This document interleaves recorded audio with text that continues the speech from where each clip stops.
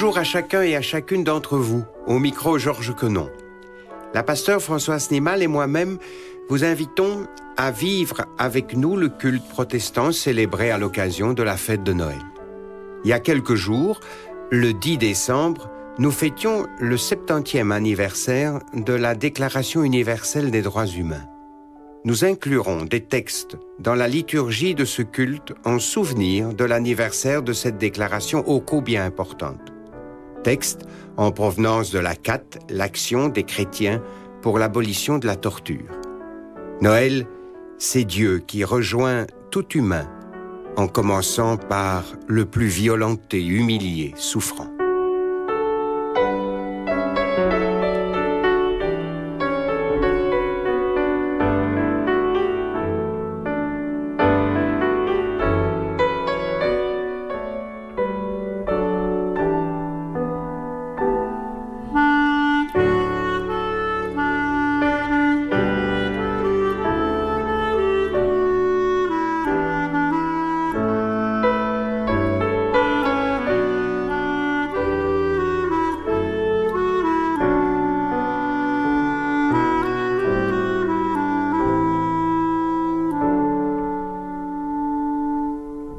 La grâce, la miséricorde et la paix nous sont données de la part de Dieu, Père, Fils et Saint-Esprit, celui qui est, qui était et qui vient.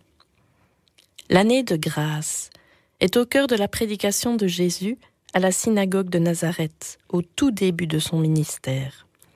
Quand il reçoit le livre du rouleau d'Ésaïe, il annonce l'arrivée, en sa personne, de cette année de grâce, par la bonne nouvelle proclamée aux pauvres, la libération donnée aux captifs, le retour à la vue octroyé aux aveugles, la liberté rendue aux opprimés. Cette proclamation inaugure la venue du royaume. Ce message et cette promesse portent nos engagements de chrétiens citoyens.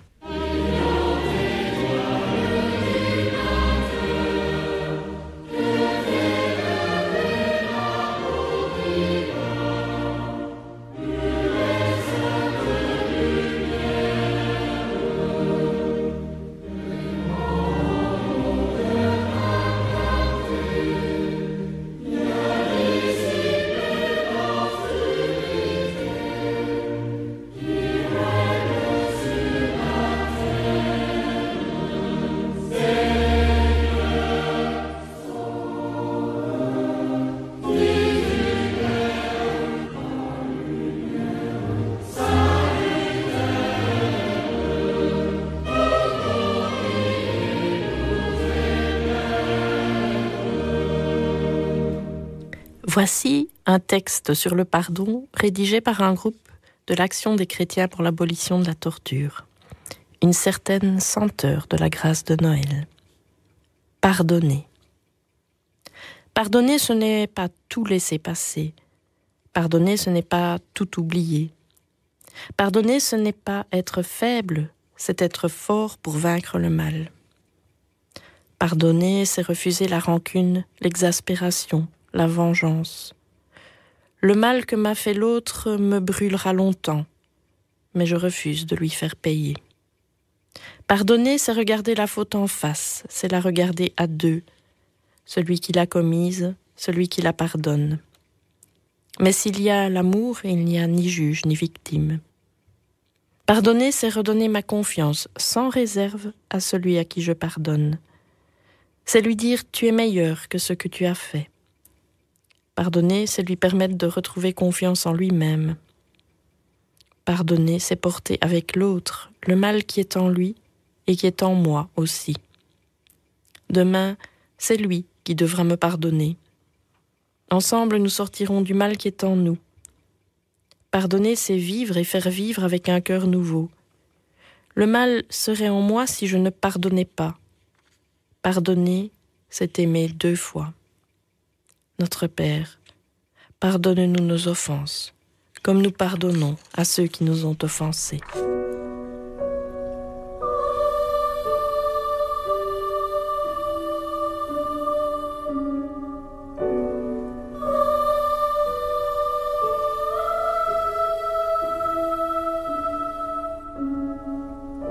Emmanuel.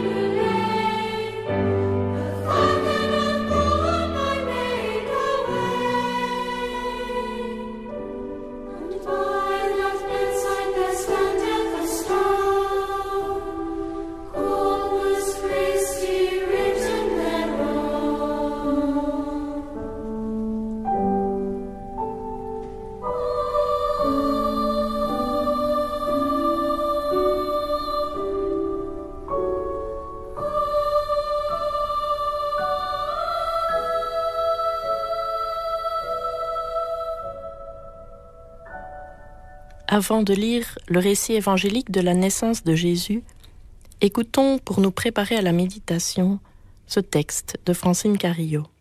« Pas étonnant, dit Dieu, que notre histoire soit tissée de rendez-vous manqués. Vous m'attendez dans la toute-puissance et je vous espère dans la fragilité d'une naissance. Vous me cherchez dans les étoiles du ciel et je vous rencontre dans les visages qui peuplent la terre. Vous me rangez au vestiaire des idées reçues et je viens à vous dans la fraîcheur de la grâce. Vous me voulez comme une réponse et je me tiens dans le bruissement de vos questions. Vous m'espérez comme un pain et je creuse en vous la faim. Vous me façonnez à votre image et je vous surprends dans le dénuement d'un regard d'enfant.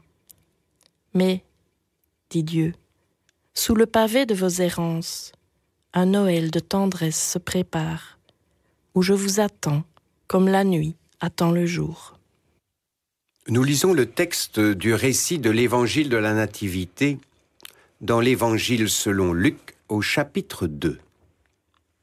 À cette époque, l'empereur Auguste donne l'ordre de compter les habitants de tous les pays. C'est la première fois qu'on fait cela. À ce moment-là, Quirinius est gouverneur de Syrie. Tout le monde va se faire inscrire, chacun dans la ville de ses ancêtres. Joseph quitte donc la ville de Nazareth en Galilée pour aller en Judée, à Bethléem. C'est la ville du roi David. En effet, David est l'ancêtre de Joseph. Joseph va se faire inscrire avec Marie, sa femme, qui attend un enfant. Pendant qu'ils sont à Bethléem, le moment arrive où Marie doit accoucher. Elle met au monde un fils, son premier enfant. Elle l'enveloppe dans une couverture et elle le couche dans une mangeoire. En effet, il n'y a pas de place pour eux dans la salle où logent les gens de passage. Dans la même région, il y a des bergers. Ils vivent dans les champs et pendant la nuit, ils gardent leurs troupeaux. Un ange du Seigneur se présente devant eux. La gloire du Seigneur les enveloppe de lumière, alors ils ont très peur. L'ange leur dit « Mais n'ayez pas peur, oui, je viens vous annoncer une bonne nouvelle qui sera une grande joie pour tout votre peuple. Aujourd'hui, dans la ville de David, un sauveur est né pour vous. C'est le Christ, le Seigneur. Voici comment vous allez le reconnaître. Vous trouverez un petit enfant enveloppé dans une couverture et couché dans une mangeoire. Tout à coup, il y a avec l'ange une troupe nombreuse qui vient du ciel. Ils chantent la louange de Dieu. Gloire à Dieu au plus haut des cieux, et sur la terre, paix à ceux que Dieu aime.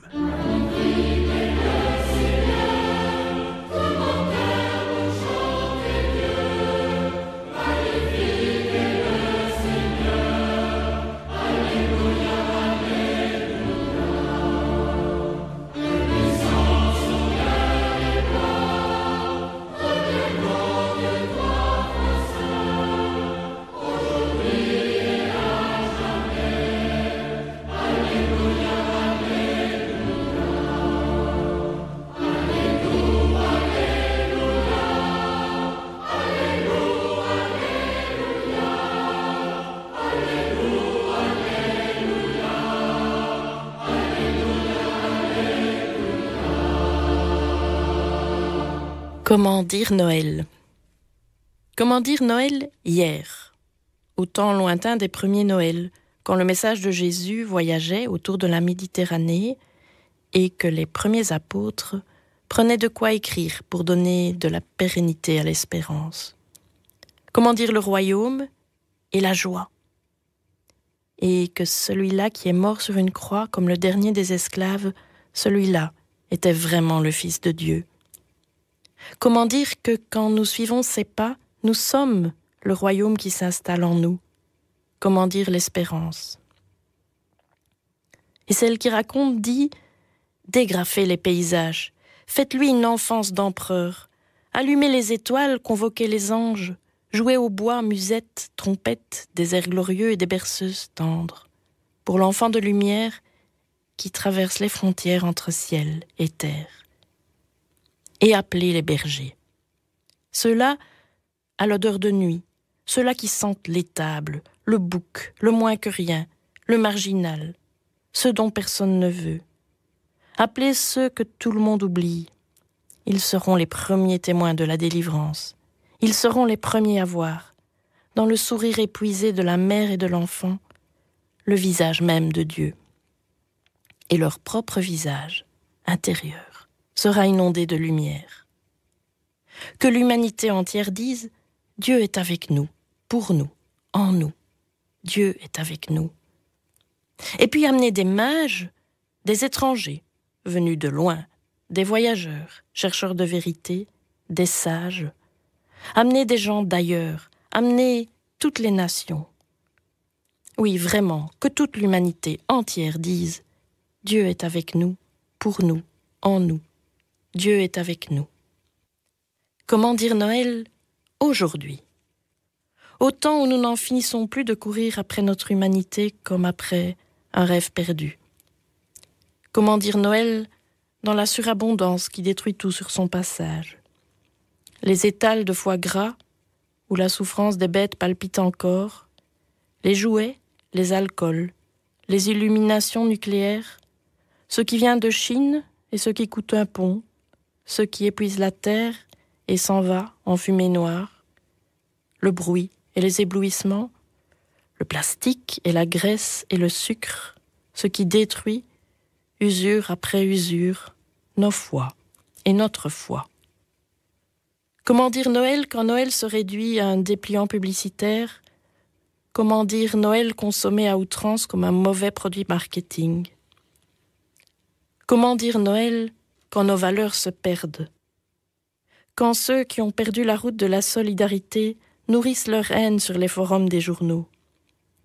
Comment dire Noël quand les populistes prennent Noël en otage, brandissant comme un étendard des traditions et des mots creux, comme si on allait leur voler leur enfance en ouvrant un peu le cœur à l'étranger?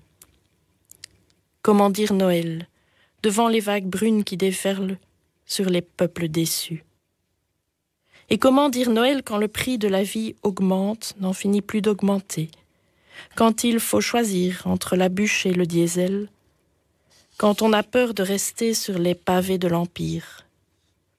Comment dire l'autre, le tout autre, et l'ailleurs, et l'immense, et l'intérieur, quand l'adversaire vient planter dans nos âmes les clous amers de nos bassesses? Comment dire la foi?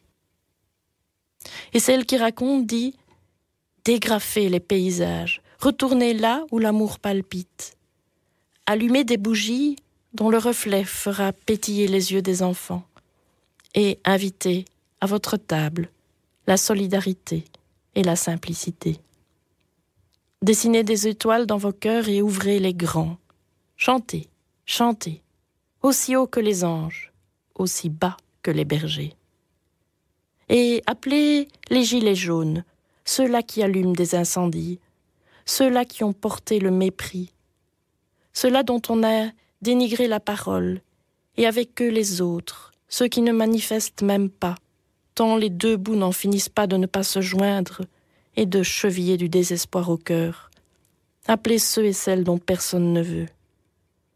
Appelez ceux que le monde oublie, ils seront les premiers témoins de la délivrance. Appelez mon peuple de blessés. Appelez les migrants, ceux qui ne se sont pas noyés en mer, mais qui gardent la peur accrochée aux tripes. Appelez les jeunes noirs aux yeux inquiets. Appelez les femmes battues et les hommes désorientés. Appelez les mères démentes et les pères alcooliques.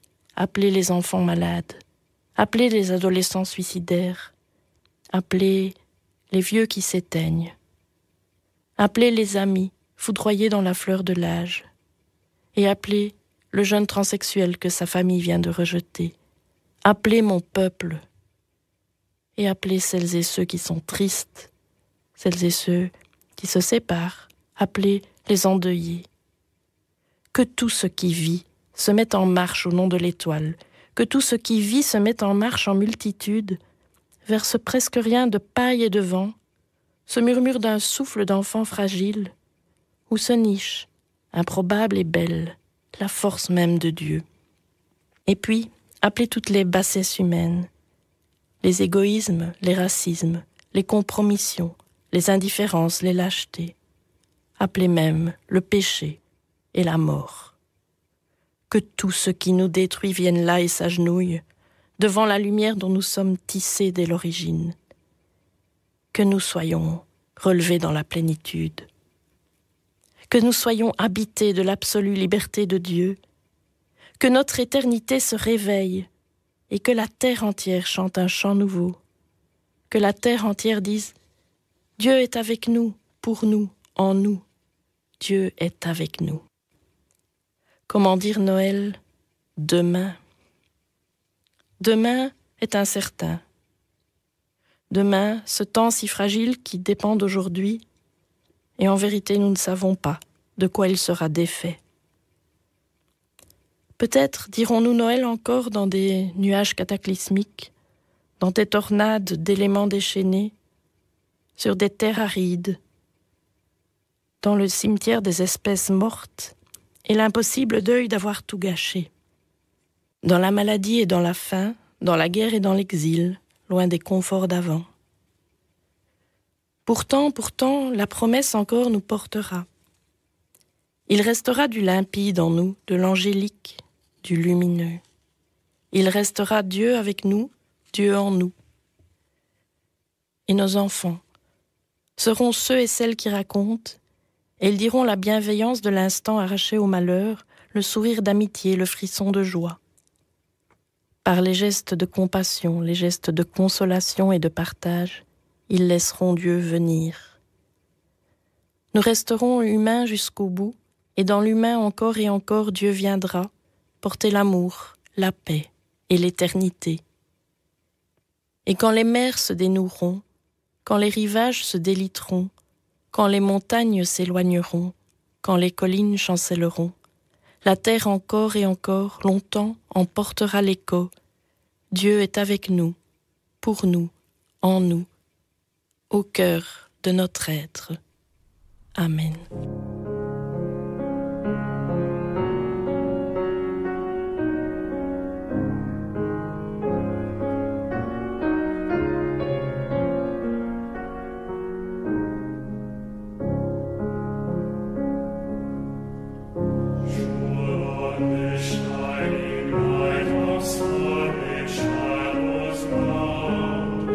Kindness was washed on me this hour.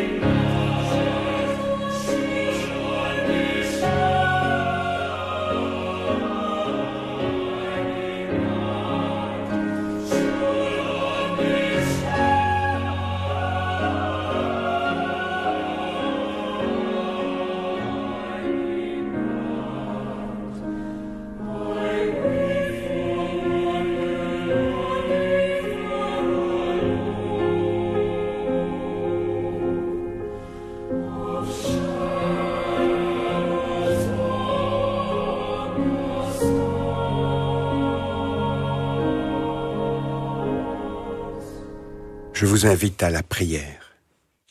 Seigneur, est-ce une utopie de déclarer l'appartenance de tous les hommes à la famille humaine? Seigneur, est-ce une utopie de déclarer les droits inaliénables de chaque individu en tant qu'être humain, sans distinction aucune de race, de sexe, de religion, d'opinion politique ou de toute autre opinion? Seigneur, que par notre vie, ces droits de l'homme soient davantage respectés, que nous soyons artisans de paix, de justice, d'amour. Nous t'en prions. Nul ne sera soumis à la torture, ni à des peines ou traitements cruels, inhumains ou dégradants. Seigneur, nous te prions pour toutes celles et tous ceux qui sont torturés, violentés. Viens leur en aide et touche le cœur de leurs bourreaux. Nous t'en prions. Seigneur, tu nous as dit, ce que vous faites au plus petit d'entre mes frères, c'est à moi que vous le faites. Donne-nous d'être attentifs aux plus faibles, à notre frère dans la souffrance, que nous les portions dans notre prière et leur manifestions notre sollicitude en les encourageant. Nous t'en prions.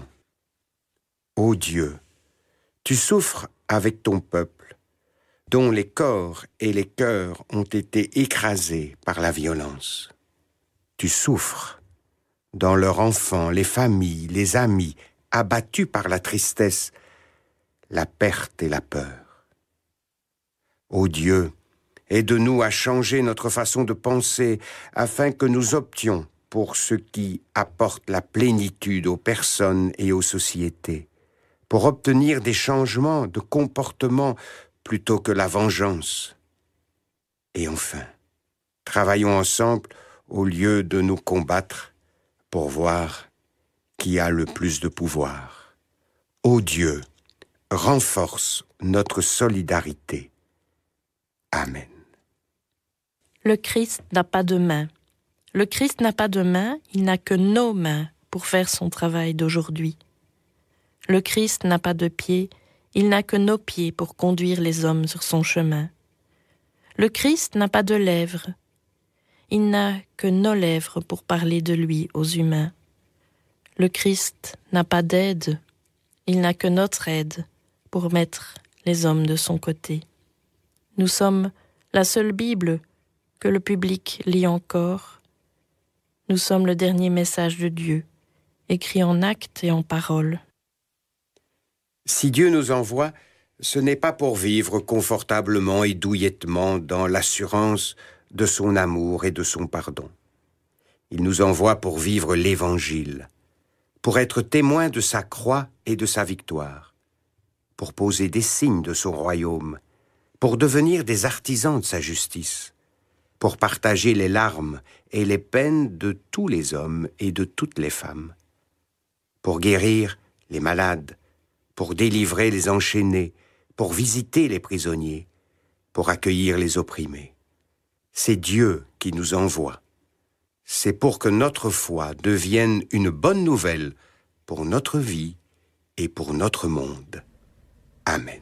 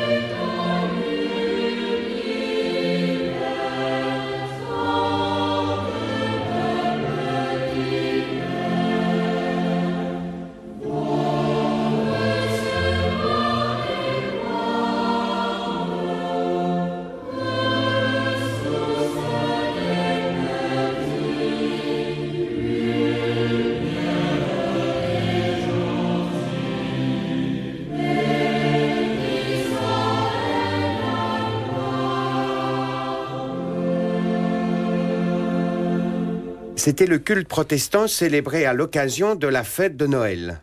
Le pasteur Françoise Nimal et moi-même avons été très heureux de passer ce moment cultuel en votre compagnie. Nous vous rappelons que les textes de la méditation liturgique, les textes bibliques, ainsi que la discographie sont à votre disposition sur simple demande adressée à la radio-télévision protestante rue Brognier 44 à 1070 Bruxelles. Vous avez aussi la possibilité de consulter le site www.aprt.be. C'était Georges Connon en votre compagnie